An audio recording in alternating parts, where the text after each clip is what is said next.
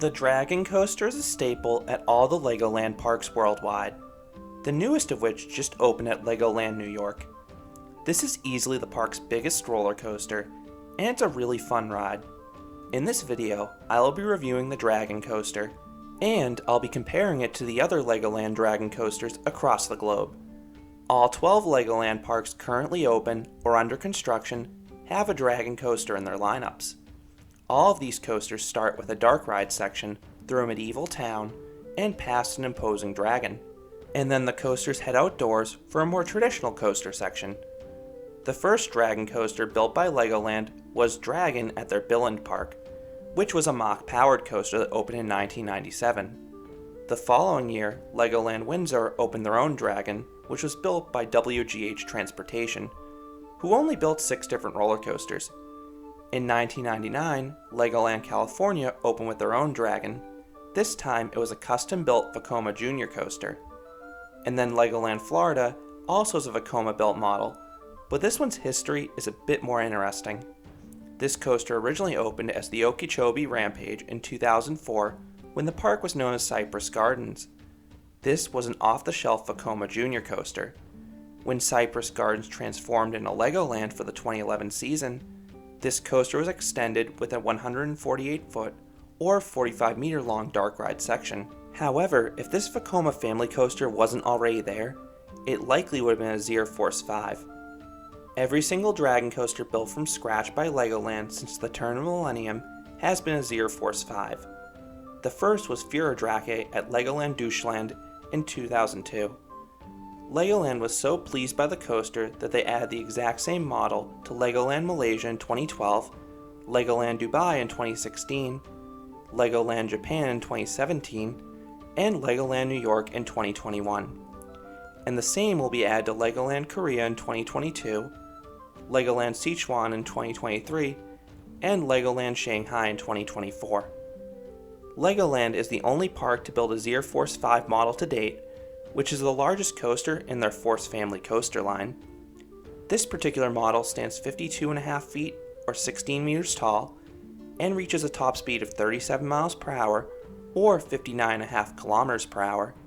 The original installation at Legoland Deutschland has 1,476 feet or 450 meters of track. The others have similar length. While the outdoor section is identical on all the Force 5 coasters, the exact length of the dark ride section does vary between them. I've had the opportunity to ride all 3 American Dragon coasters, plus the ones at Legoland Dubai and Legoland Japan. All 5 have similar dark ride segments in terms of the scenes and overall quality. However, the Zierer versions I've ridden at Legoland New York, Legoland Dubai, and Legoland Japan are way better than the Vekoma ones at Legoland California and Legoland Florida. The Zierer versions offer a more intense ride experience. Now, it's still a family coaster, but this one has some sneaky powerful turns.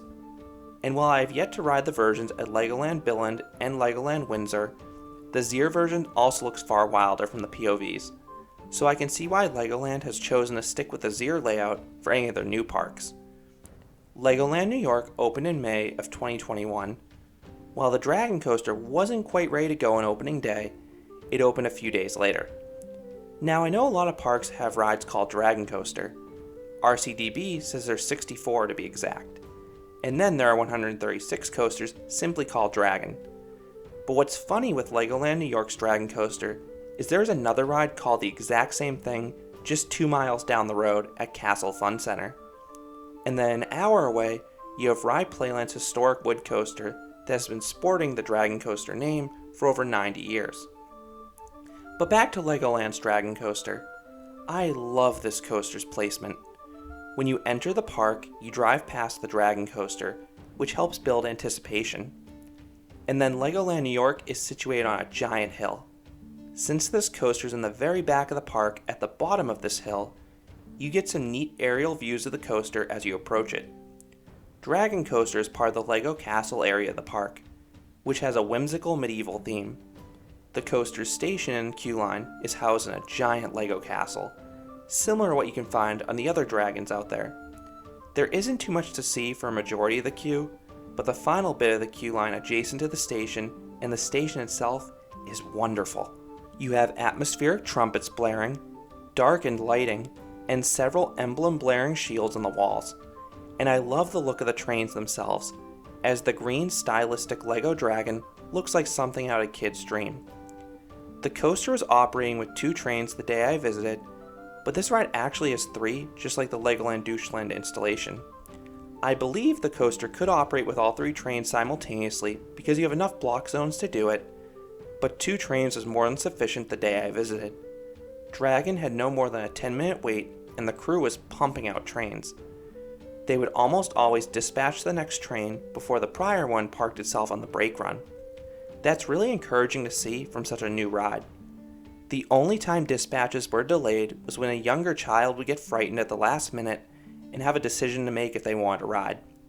However, everyone who came off the ride was nothing but smiles. The trains could be a bit tight if you're a larger adult, but I had no issues with them. The restraints are just a simple lap bar, which is one of the reasons the ride can be dispatched so quickly. In terms of seat selection, I much preferred the back. From a coaster perspective, the ride was more forceful back there, but I thought the dark ride section was a bit better back there. 1 or 2 scenes triggered after the front had already passed them. Now if you're a younger guest just getting into coasters, I would recommend trying the front row first because again, the forces are not as intense. Once dispatched, the Dragon coaster begins with a roughly 1 minute long dark ride section. I wasn't able to find a copyright-free POV for the recently opened New York version, so I'm showing a POV of the Florida version for this part. The scenes through the medieval village are near identical. Most of the figures are static, but a few have a small range of motion. I honestly wish you traversed this section with a little less speed so you had a bit more time to take in all the details. There are roughly 100 Lego models in there, and it's absolutely mind-blowing how much detail is captured with just some tiny plastic bricks originally meant for children. The finale of the dark ride section does vary between installations. All pass a giant and impressive looking dragon. Some, such as the version in Deutschland and Dubai, place the dragon above riders' heads, and then you travel down a surprise dip. This is my favorite transition of all the dragon coasters because it offers a bit of thrills. The others just have this long hallway. This is what Legoland New York has, but at least this section is faster than the ones at Legoland California and Legoland Florida. Plus, the New York version has green LED lights flashing and music to build anticipation for the outdoor segment. After a speedy booster wheel lift, you travel down this S-bend first drop. Now everyone raves about this element on Renegade at Valley Fair, but Dragon Coaster did it first and has the same thing on a much smaller scale. In the back, this drop has some whip and weak laterals as the 10-car train gets pulled through it. Then comes the most forceful part of the ride, the second hill. This 180-degree upwards ascent was shockingly forceful, and I actually started to gray out on each of my rides. Now admittedly, I think I gray out a bit more than other coaster enthusiasts, but the intensity of this element was comparable to the Helix on Backlot Stunt Coaster, in that it's an element on a family coaster that looks innocent, but it packs a decent punch. You then travel down a gradual drop into a 360-degree upwards helix. Like the prior ascent, this helix has some force to it. Up front, it's moderately forceful, but in the back, it's more intense as the train does get pulled through it. The coaster then dives towards the ground on this stretched out twisting drop.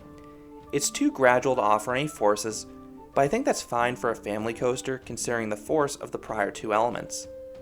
You then zip across the ground and then you head up another 180-degree curving hill, getting a mild dose of positive G's on the way. You then dip down the ride's lone straight drop, which along with the rest of the ride does not offer any airtime. The coaster then twists into the brake run, and this transition offers a tiny dose of laterals before you come to a stop, re-entering the castle, ending your ride. In terms of smoothness, the Dragon coaster is immaculately smooth, which is what you'd hope for and expect from a coaster that is less than 2 months old. In terms of pacing, the outdoor section has a good pace for a family coaster, as it mixes in some decently forceful elements while offering enough reprieves in between for the less experienced riders. And then the well-themed dark ride section at the start of the ride is just gravy and can be appreciated by everyone. So would I rate the Dragon coaster? I would give Legoland New York's signature coaster a 7 out of 10, and this is why I'd give the versions that I rode in Dubai and Japan as well. This is a really enjoyable coaster for all ages. The dark ride section is what makes this family coaster unique, and it's really well executed with the detailed sets and style. The outdoor section is exactly what a family coaster should be. It's not large enough to scare away kids, but the elements have some power to them. They'll make young kids feel accomplished and offer enough excitement to keep thrill seekers and older riders content. And if you've only ridden the other two American Dragon coasters at Legoland's, know that this one is a far better coaster experience. So those are my thoughts on Legoland New York's Dragon coaster. Have you ridden this coaster? Or have you been on any of the other Legoland Dragon coasters out there? I would love to know what you think about this ride down in the comments. If you enjoyed this review, I'd appreciate if you gave this video a like, and you considered subscribing, because there'll be a lot more roller coaster and amusement park videos here at Canopy Coaster. Thanks for watching.